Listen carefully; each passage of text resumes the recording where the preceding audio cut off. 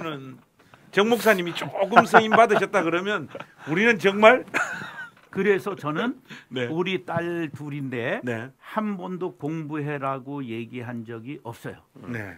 그 덕에 의사 되고 그 덕에 삼성 여기서 사람들이 이제 좌절하겠다. 공채 이제. 아, 들어가고. 그러니까 이게 목사님 제가 세우고 싶은 반론이 이거예요. 공부하지 마라. 공부 안 해도 된다. 이렇게 말을 하는데도 의사 되고 삼성 가는 아니 공부하지 말아라는 안 했고 네. 공부 안 해도 된다는 얘기는 안 했고 공부하라는 얘기를 일체 안 하신 관여를 거지. 예. 해본 네. 적이 없어. 우리 네. 딸이 네. 대학 원서 쓸 때 네. 네. 서울대 의대, 연대 의대 둘을 넣어야 되는데 네. 서울대 의대가 안산동산이기 때문에 네. 너무 학내 그걸 뭐라 그래 내신? 내신. 네, 이것이 경쟁이 심했던 학교니까 요거 조금 위험하다는 거야. 네.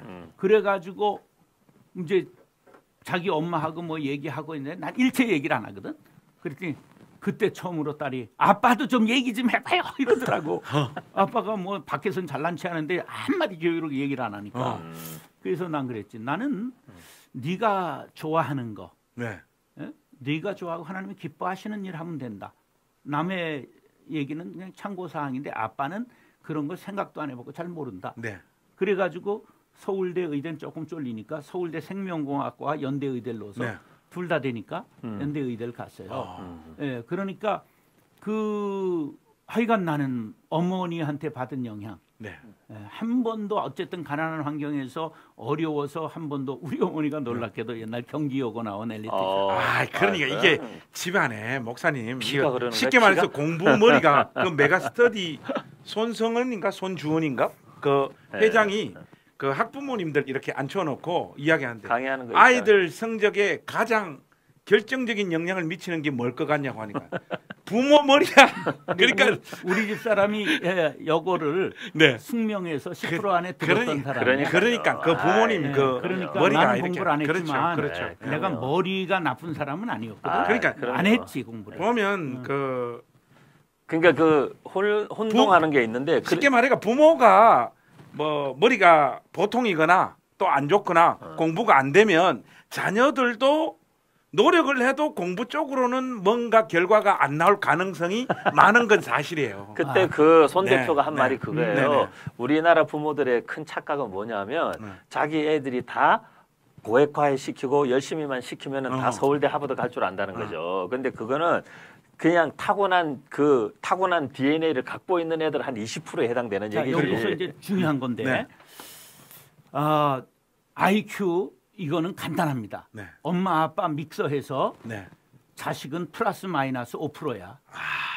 맞아요. 그거를 현실적인 이야기야. 그거를 너무 처진다든지 뛰어 올라가면 이거를 돌연변이라고 얘기해요. 그러니까 대부분 90%는 네. 부모를 믹서해서 2로 나누면 자녀 머리가 나오는데 5% 정도 위아래지 그걸 유전이라고 그러는 게 DNA라고. 네. 그런데 중요한 건 뭐냐면 우린 자꾸만 공부만 갖고 얘기하잖아. 네. 근데 나는 공부를 아는 사람이니까 내 삶을 갖고 얘기할 수밖에 없는데 우리 때는 다행히 공부와는 상관없이 반장을 투표로 했어요. 네네. 근데 나는 중학교 1학년 때부터는 한 번도 반장 회장을 지금까지 네. 놓쳐본 적이 없어요. 그러니까 기본적으로 우리 목사님께서 그러니까 이제 그 총명함이 있으신 리더십의 거죠. 일과 예. 리더십의 DNA가 있었던 거예요. 그렇죠. 네, 그러니까 공부로 얘기를 하면 내가 어떻게 반장을 했겠어?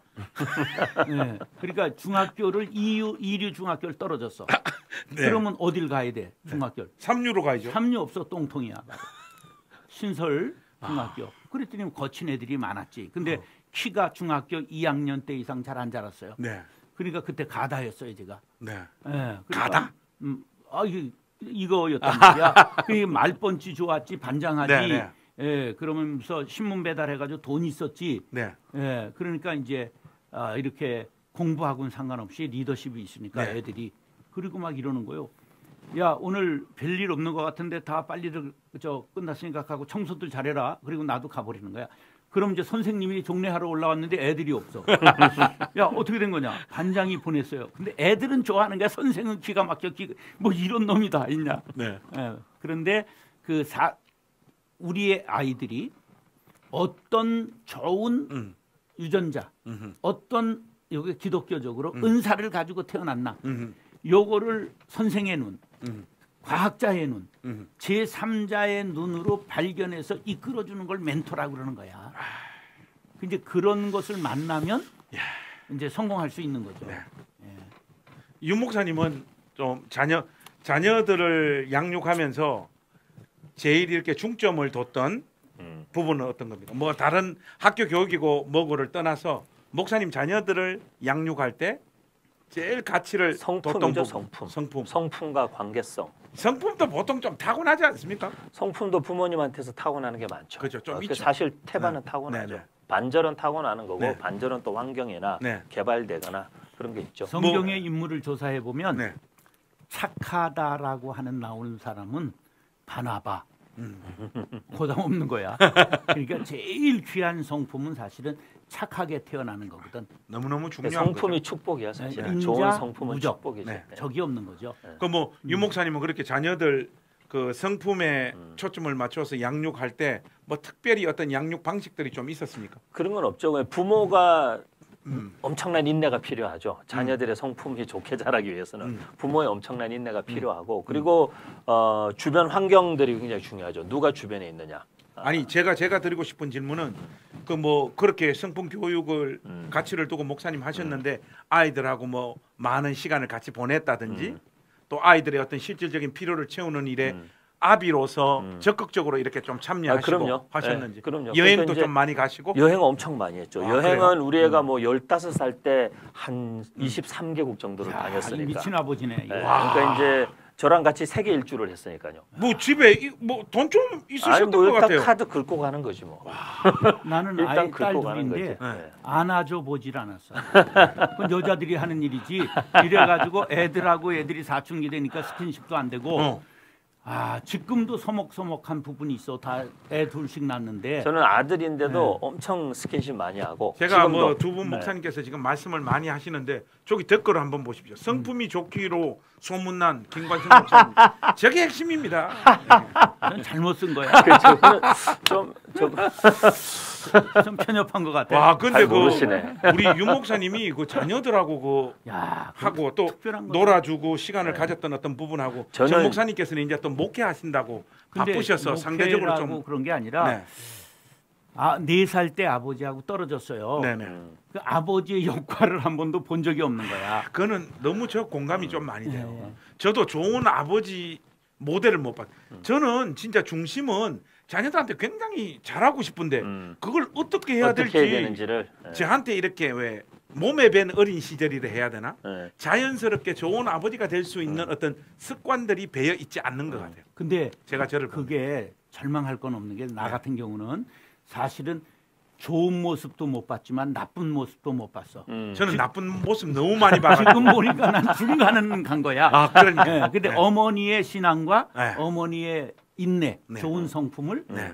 본 거지. 음. 그래 그건 너무 저한테 감사하고 사실 저도 아버지하고 이렇게 관계가 되게 뭐 원만하진 않았죠. 저희 아버님 굉장히 엄격한 분이셨기 때문에 어려서 이렇게 막 잘못한 것에 대해서는 꼭 매를 맞았고 저희가 한 번도 매를 안 맞고 넘어간 적이 없는 것 같아요. 그런데 아버지 예, 목사님이신데도 그렇지. 굉장히 근데 뭐 막 때리시는 게 아니라 뭐 이렇게 예를 들면 뭐 누나가 있는데 누나랑 싸운다 그러면은 불러가지고 아버지가 이제 얘기하죠. 뭐 예를 들면 왜 싸우냐? 걔 이제 잘못했으면 그러면 이제 잘못했으니까 매를 맞아야 된다. 그럼 이제 몇 대 맞을래? 그리고 이제 맞을 매도 우리가 구해 와야 돼. 가서 매 구해 와라. 이러면 이제 뭐 매도 이렇게 좀 가느다란 거 가져오고. 가느다란 거 안 아픈 거 이런 거 가져오면 다시 또 가져오라 그러든지. 그러니까 그렇게 엄격하게 자라고 아버지가 되게 무서운 존재였어요. 저한테는 나 좀 성인이 될 때까지. 근데 이제 그렇지만 제가 성인이 되면서 아버지를 좀 이해하기 시작하니까 그 아버지들은 그 속정이라는 게 있잖아요. 말로 표현을 안 하고 겉으로도 네, 표현 네, 안 하는데 속정이라는 게 이제 좀 눈치가 채기 시작하니까 제가 좀 그거에서부터 많이 회복이 됐던 것 같고 이제 저희 아버지를 조금 죄송하지만 며칠 전에 저희 아버지 일주기셨는데 좀 죄송하지만은 약간 저희 아들에 대해서는 저는 아버지를 반면교사 삼았던 것 같아요. 그래서 우리 아들하고는 그런 관계가 되고 싶지 않았던 거지. 그래서 우리 아들에게만큼은 늘 친근하고 퇴근하고 친구 같은 아빠가 돼주고 싶었던 거죠. 그래서 사실은 노력은 정말 많이 한 것 같아요. 그래서 아들이 항상 어버이날이나 내 생일 때 되면은 카드를 쓰면 항상 아들이 그렇게 썼어요. 아빠가 바쁘고 분주하고 그런 가운데에서도 자기에게 최선을 다하신 걸 안다고. 그 말이 저는 늘 마음에 좋은 아버지. 네, 마음에 남는 이 것 같아요. 정도면 정말 훌륭한 훌륭한 가족이 있어. 저희 아내한테도 그건 인정받았어요. 당신은 진짜 남편으로서는 모르겠지만 아빠로서는 세상의 최고다. 그렇게 인정받을 만큼은 아들한테 제가 한 것 같아요. 근데 그거는 약간 노력을 많이 했죠, 제가. 형님은 뭐 그거라도 잘해야지. 아, 그럼. 예, 전 그럼요. 그래서 제가 아이, 뭐 근데 제가 아버지 학교 강사를 오래 했어요. 그 아버지들 간증하는 시간이 있는데 4명이 나와서 하루 하는데 네. 2명이 내가 커서 힘을 기르면 네. 아버지부터 죽이려고 했다. 제가 좀 그랬어요. 2명이 그랬어요. 제가. 내가 깜짝 맞아요. 놀라가 그런 내가 사람들- 못 봤으니까 그건 없었거든. 그건 너무 공감이 돼요. 네. 네. 그래가지고 한국 사람들의 한 남자들은 70%는 아버지하고의 맞습니다. 관계가 안 좋다. 맞습니다. 그래서 거기서 네. 하나님 어머니가 하나님 어머니 장길자가 나온 거야. 하나님의 교회에 그 안상홍의 부인이 장길자 살아있는데 네. 하나님 어머니 그러는 게 교회가 되잖아. 네. 그게 왜냐하면 하나님 어머니 그러면 이게 느낌이 오는데 네. 나도 은혜 맞아요. 받고 하나님 아버지가 여기서 은혜로 오는데 2년 걸렸어. 네. 맞습니다. 제가 청년 목회하면서 청년들 중에 이제 아버지에게 상처받은 친구들이 정말 많거든요. 그러니까 이 친구들이 왜 하나님을 꼭 아버지로 불러야 되냐? 자기는 하나님을 아버지라고 부르면 기도가 턱턱 막힌대요. 네, 그렇게 얘기하는 친구들이 많았어요. 그러니까 신학자 중에 한 사람이 그런 말씀도 하더라고요. 우리가 주기도문 할 때 하늘에 계신 우리 아버지 네. 이렇게 부르는 그 부름은 세상에 있는 모든 아버지를 심판하는 말씀이다. 그러니까 기가 막힌 어떤 이야기지 않습니까? 그 저 같은 경우에는 아버지의 어떤 모델은 정말 상상을 초월할 정도로 부정적인 모델들을 너무 많이 받고 그게 정말 그걸로 인해 가지고 받은 어떤 상처나 이런 거는 말로 설명하기 어려울 정도예요. 그러니까 뭐 금방 우리 정 목사님 그 아버지 학교 관련해서 이야기하셨지만 정말 크면 내가 우리 아버지부터 죽이겠다. 왜냐하면 내가 이 세상에서 제일 사랑하는 우리 엄마를 매일 두들겨 패시니까. 그래 그런 얘기 하더라고. 거기서 오는 어떤 좌절. 근데 이런 게 또 있더라고요. 아버지의 어떤 기능들이 그렇게 막 거의 전무하다시피 부정적인 어떤 상황으로 치닫는 상황에서도 엄마한테 받았던 그 사랑들이 맞아요. 삶을 또 견디게 하더라고요. 맞아요. 저의 삶의 동력이 뭐냐? 사람들이 이렇게 묻는데 저는 뭐 사실 신앙도 아니었고 뭐 기타 뭐 이런저런 비전도 아니었고 엄마를 향한 연민이었거든요. 내가 어쨌든 자라서 우리 엄마 지키고 엄마 내가 잘 모시겠다 하는 그 마음으로 그냥 인생을 막 열심히 경주해 왔던 것 같아요. 그러니까 그런 말로 다 할 수 없는 상황 속에서도 한쪽 엄마로부터 그 받았던 사랑 그게 저로 하여금 완전 엇나가지 않게 만들어준 결정적인 동력이었던 그러니까, 것 같아요. 우리가 사랑을 얘기하는데 네. 그 사랑만큼 중요한 건 없어요. 네. 그래서 어려서 사랑을 듬뿍 받은 사람은 고기를 먹어본 사람이 먹을 줄 아는 것처럼 어려서 우유를 먹은 사람이 우유를 먹을 줄 아는 것처럼 사랑을 받은 사람이라야 사랑을 줄 줄 아는 거죠. 맞습니다. 정말 저희는 맞는 참 것 같습니다. 어머니가 네. 아주 난 신묘막측하다고 생각하는데 네. 우리 7남매가 한 명도 어머니가 나를 제일 다 사랑했다고 생각하는 거야. 한 명이다. 그 기가 막힌 그 어머니가 그리고 대단하신 나는 분이죠. 막내니까 물론 그렇게 생각하는데 그건 기기묘묘한 거야. 그렇죠. 그러니까 그러고 너무 기가 막힌 얘기를 하셨는데 돌아가시기 1년 전쯤 이런 얘기를 하셨어요. 내 아버지가 10살 때 친어머니가 돌아가셔서 우리 할머니가 그러니까 우리 아버지 10살 때 돌아가셨다는 거야. 네. 돌아가셔서 계모 밑에서 자라서 사랑을 받지 못해서 그랬지. 그러니까 이제 작은 마누라하고 사시고 이런 책임지지 않고 가정을 네. 그랬던 것을 어려서 사랑을 받지 못했기 때문에 그랬지. 그리고 예수 믿어서 은혜 받고 우리 어머니가 다 덮으신 거야. 그래서 또 묘한 게 우리 7남매가 아버지에 대한 감정 나쁜 게 하나도 없어. 어머니가 진짜 기가 어머니, 막힌 그래 어머니가 나도 대단하신 나는 상처가 있을 수 있잖아. 4살 때 헤어지고 네. 아버지가 살아계신데 아버지를 아버지라고 부르지 못했으니까. 네. 근데 어머니의 그 신앙교육, 사랑의 교수, 이게 모델이 된 거지. 넌 네. 이렇게 해라 한 게 아닌데 그 보여주신 그 교육이 어떻게 됐느냐 하면 아버지를 세 번째 부인이 아버지가 99세 사셨어. 만 98세. 네, 네. 그러니까 세 번째 부인이 있는 거예요. 왜냐면 젊을 땐 두 부인이 있었고 네, 네. 그리고 이제 나중엔 이제 80짜리 새어머니가 같이 계셨는데 세 번째 어머니가 나한테 어느 날 전화가 왔어. 야, 나도 늙어서 이제 아버지 모시기 힘들다. 막내 목사가 데려가라 이러는 거야. 네. 아니 뭐 형제들이 네. 저쪽 서자 서모 우리 서형까지 네. 11남매야. 근데 해필이면 만만한 게 막내가 큰 교회 목사라고 나한테 전화가 온 거야. 네. 그래서 내가 조심스럽게 우리 마누라한테 여보 계모가 아버지를 모셔가래. 그랬지. 나는 그 무슨 면목이 없잖아. 네네. 근데 기가 막힌 말을 들었어요.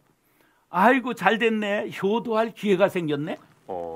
그래서 미리 알아봤던 요양병원 교회 옆에 있는 데서 싹 모셔와서 42일 모시고 장례 치렀어요. 그러니까 나는 모든 아버지와 관계가 게 전부인데 화해가 완전히 이루어졌잖아. 난 할도리를 했잖아. 그렇죠. 네. 그런 경험, 그런 것들이 사랑을 어머니 한 분의 사랑을 듬뿍 받고 그가 신앙으로 변화된 모습으로 우리들에게 사랑해 주셨고 용서한 것을 보여주신 것이 우리들에게 사람 만들어 주셨다. 네. 맞습니다. 우리가 지금 부모님이 자녀들에게 미치는 어떤 영향, 뭐 성품이나 또 뭐 머리나 교육적인 어떤 가치 이런 신앙도 것들을 다 마찬가지예요. 쭉 이야기를 이렇게 나누었는데 그건 뭐 너무 정말 절대적인 것 같고요. 이쪽으로 좀 나와서 다른 이야기를 한번 해보고 싶은 우리 두 분 목사님은 성장하시면서 본인들에게 가장 많은 사랑과 좋은 영향을 미쳐주신 선생님, 그 선생님에 대한 기억들은 유 목사님 좀 어떻습니까? 사실은 이렇게 생각해 보면 막 네. 사랑을 엄청 쏟아준 선생님은 잘 기억이 안 나요. 그래요? 예, 제가 이제 청년들한테 특강할 때 이제 꼭 물어보는 질문 중에 하나가 특히 이제 교육 관련된 특강할 때 너네 초등학교부터 대학교까지 생각보다 많은 선생님, 교수님들을 거쳤는데 그 중에 스승의 날이 되면 찾아가고 싶거나 이렇게 힘들 때 뭐 그 선생님의 가르침이나 어떤 따뜻한 어떤 기억이 너를 이렇게 좀 붙잡아 준다든지 그런 선생님이 있냐 이렇게 물어봤을 때 거의 대다수 청년들이 그런 선생님이나 교수님이 없는 거예요. 그런 걸 보면서 그거는 서로에게 비극이다. 그렇죠. 그 선생님은 선생님으로서 무슨 보람이며 또 학생은 학생으로서 교육을 거의 20년을 스승이라는 사람들을 겪었는데 삶에 자기 마음에 남는 스승이 한 명도 없다. 이거는 진짜 저는 비극이라고 생각하죠. 하지만 이제 저는 거기서 또 이제 다행이라고 생각하는 것은 그래도 생각보다 많은 청년들이 교회 다니는 친구들이 대다수니까 그렇죠. 강의를 듣는 친구들이 해보면 전도사님, 목사님은 그런 분들이 꼭 있는 거예요. 어떤 전도사님, 어떤 목사님이 자기의 신앙에 또는 자기가 어려울 때, 영적으로 힘들 때 힘이 돼줬던 분. 그거는 저는 한편으로는 다행이라고 생각했어요. 근데 이제 제가 생각해 보니까 사랑을 주었다 이런 선생님은 없는데 제가 한 분의 선생님과 한 분의 교수님이 저는 늘 마음에 있어요. 예, 한번 있는데 한 분은 제가 이제 중학교 3학년 때 우리 담임 선생님이신데 담임 선생님인데 미술 선생님이셨어요. 아하. 그런데 이분이 술을 너무 좋아하시고 여자 선생님이 남자 선생님. 남자 선생님. 근데 술을 너무 좋아하시고 얼굴이 항상 벌겋게 이렇게 다니는 분이셨는데 성격이 너무 괴팍하시고 애들 잘 때리고 이런 분이었어요. 항상 매 이만한 그 당구 큐대 같은 매 있잖아요. 그 교련 지봉 같은 네. 매를 들고 다니시고 그런 분인데 근데 이분이 공교롭게도 우리 집에서 한 5분 거리에 있는 아파트에 사셨어요. 그때 당시에 주공 아파트 5층짜리 이런 주공 아파트에 살았는데 이분이 그 우리 반에서 하필이면 집 가까이에 있는 애들을 파악을 하니까 제가 딱 걸린 거예요. 근데 우리 친구들이 5명이 걸렸어. 선생님 집 가까운 데 사는. 이분이 매일 아침에 우리가 학교 가야 되는데 아침에 학교 등교하기 전에 2시간 전에 우리를 그 옆에 제가 진주에서 중학교를 다녔는데 진주에는 여기 한강처럼 남강이라는 강이 있어요. 근데 그 남강 강둑에 우리를 불러내는 거예요. 아침 7시에. 불러내가지고 아침에 거기서 구보를 시키고 다 이렇게 그 강둑에 세워놓고 강을 향해서 뭐 함성 몇 초간 발사 뭐 이런 거 시키고 군대처럼. 근데 일주일에 5일을 불려 나가가지고 매일 아침 그걸 해야 되는 거예요. 그런데 제가 그때는 얼마나 싫겠어요 그게. 네. 그러고는 이제 씻고 집에 가서 밥 먹고 학교 가면 선생님 또 봐야 되는데 그게 너무 싫었는데 제가 좀 시간이 지나고 나니까 자꾸 그 선생님 생각나는 거예요. 그리고 그 선생님이 아침에 그렇게 우리를 불러내서 같이 뛰고 같이 강변에서 소리 지르고 했던 게 다 하나의 추억으로 나한테 남아 있는 거예요. 되게 좋은 추억으로. 그리고 그 선생님 되게 인간적인 선생님이었다. 그다음에 이제 제가 교수님 한 분 생각나는 게 제 대학 다닐 때 제가 작곡을 전공했는데 목사님 음대 나오셨습니까? 네, 작곡을 전공했는데 우리 전공 교수님이 있었어요. 근데 이제 나는 사실 나는 오늘 그거 처음 알았네. 그래요? 네. 다 제가 역사를 전공했다는 사람도 있고 역사책 네. 쓰니까. 네. 근데 저는 작곡을 전공했어요. 근데 이제 저희 작곡 전공 지도 교수님이 계셨는데 이 교수님이 제가 이제 뭐 이거 약간 방송에 나가면 안 되는 내용인데 좀 나가도 됩니다. 제가 어차피 이제- 시청률이 많이 떨어지기 때문에. 근데 제가 이제 예를 들면 우리는 이제 전공은 1대1 레슨을 받는 거거든. 네, 네. 이제 작곡이니까 예를 들면 선생님하고 학기 초에 만나서 이번 학기에 무슨 곡을 쓸래? 그러면 뭐 이번에 뭐 관현악을 쓴다든지 이번에 뭐 트리오를 한번 써본다든지 이렇게 이제 정하는데 제가 첫 시간 선생님하고 그 정하고 나서 학기 말이 될 때까지 전공 수업을 안 들어가는 거예요. 왜요? 왜냐하면 대학생 때는 그 제가 이제 목사 아들로 자랐는데 중고등학교 때 완전 교회로 하나님께로부터 멀리 도망가다가 대학교 와서 하나님을 다시 만났거든. 그래서 이제 대학교 1학년 때 헌신해가지고 그때 막 찬양사역에 미쳐가지고 수업도 빠지고 찬양 집회하고 돌아다닌 거예요. 맛이 같구만. 수업도 빠지고 찬양 집회하고 돌아다니고 선교 다니고 막 미쳐가지고 방학 때는 온통 선교 막 거지전도 여행 다니고 전국 조선 팔도를 다니고 그랬단 말이에요. 네. 그러면서 수업은 전공 수업도 학기 초에 들어가고 기말이 됐는데도 안 들어가면 우리 선생님이 애들이 그러는 거예요. 선배 오늘도 교수님이 선배 찾아서 연습실을 다 한 바퀴 돌았다는 거예요. 윤은성이 어디 갔냐고. 매주 그러는 거예요. 이제 학기 초에 곡만 써가지고 들어가면 선생님이 무조건 항상 학점을 B+를 주는 거예요. 그게 뭔 의미예요? 그러니까 그냥 봐주는 거지. 근데 제가 나중에 알았어요. 다른 교수님이 저한테 얘기하시는 거예요. 다른 교수님들 수업도 내가 얼마나 빠졌겠어요. 집회 돌아다닌답시고. 근데 교수님들이 다 저한테 학점을 B+를 주는 거예요. 그래서 제가 보니까 우리 교수님이 한마디 하셨다는 거예요. 자기가 보니까 저 은성이는 나중에 그분 카톨릭 신자거든. 그러니까 쟤는 보니까 나중에 성직자가 될 놈이라는 거예요.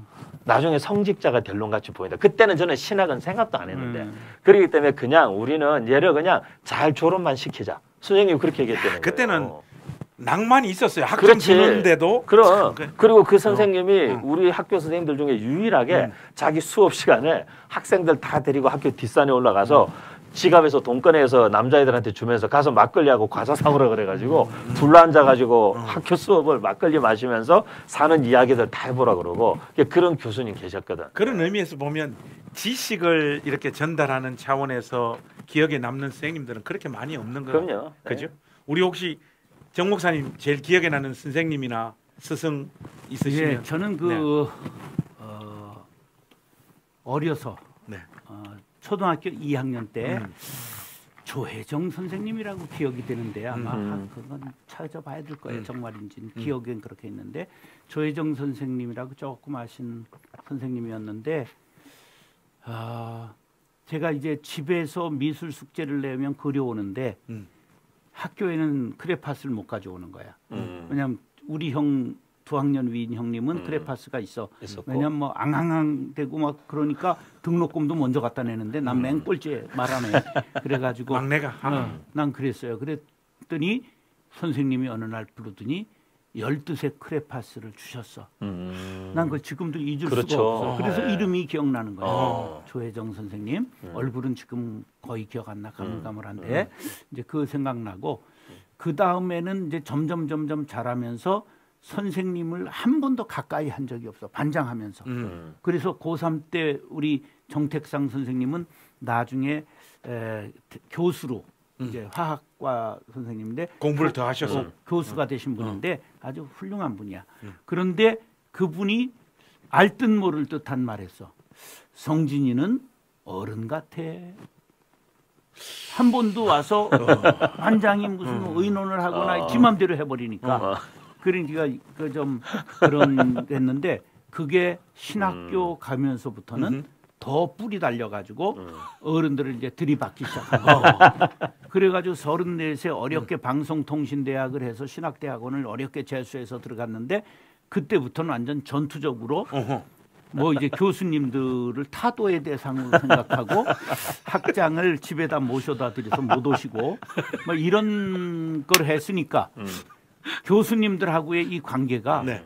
교수님들이 저건 학교에 놔두면 학교가 어지럽다 그래서 점수를 막 주셔서 수업 안 들어가도 빨리 졸업해라. 빨리 밀어내기로 보낸 케이스니까 정말 전적인 내가 사람 된 거 목회를 제대로 한 건 하나님의 은혜지. 내가 그 제대로 된 선생님을 내가 좋은 분들이 있었으나 네. 한 번도 내가 선생님하고 스킨십하고 네. 관계를 못 맺은 거야. 네. 제가 기억나는 분이 한 분 더 있어요. 이 말씀을 듣다 보니까 제가 이제 미국에 96년도에 미국 유학을 갔는데 이제 인디애나라는 곳에 가서 인디애나의 헌팅턴이라고 되게 조그만 시골 마을이에요. 아주 작은 시골 마을인데 그 헌팅턴 칼리지라고 기독교 사립 대학교 네. 거기에 이제 헌팅턴 세미너리라는 신학 대학원이 있었어요. 근데 이 교단이 미국의 그 유나이티드 브레드런 교단이라고 형제 교단이어가지고 여기는 목사 안수 이런 게 없어요.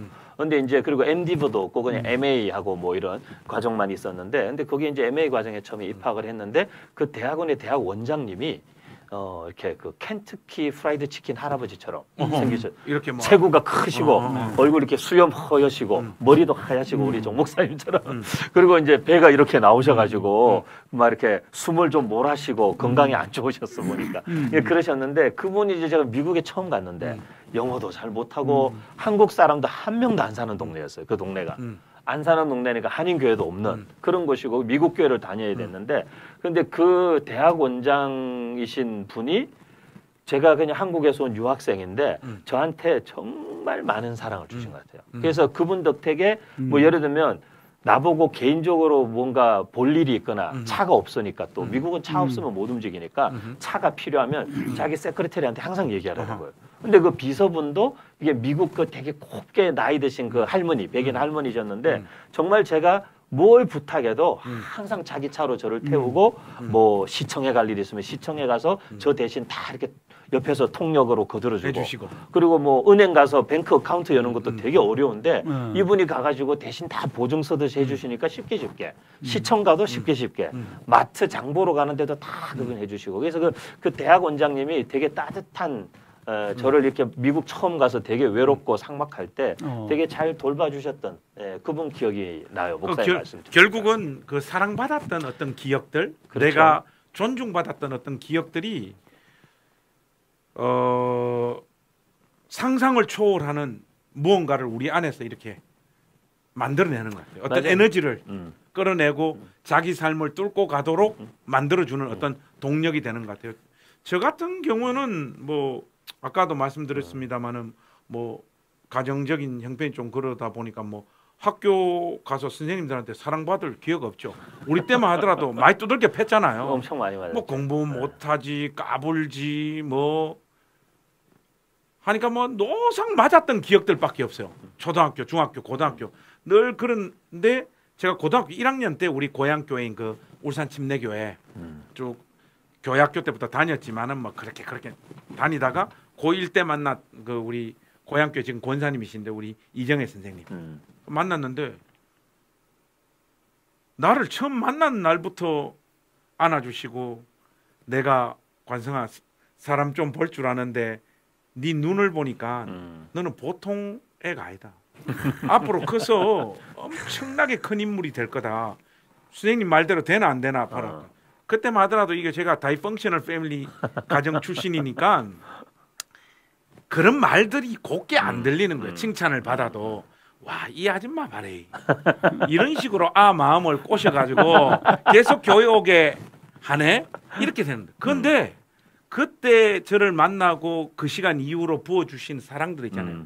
등록금 없으면 등록금 다 대주시고 용돈 주시고 뭐 이런 말할 수 없는 맞아요. 사랑들을 엄청 맞아요. 받았어요. 그 웰라 캐드라 그 뭐 대주교에게 죽음이 오다라고 하는 책에 보면 웰라 캐드가 그런 말을 해요. 사랑이 있는 곳에는 반드시 기적이 나타난다. 제가 우리 선생님 사랑 받고 부모들로부터 충족되어지지 못했던 그 결핍들이 채워진 거예요. 네. 거기서 마음이 녹아지고 선생님이 가르치는 하나님 말씀 듣고 제가 회심한 거예요.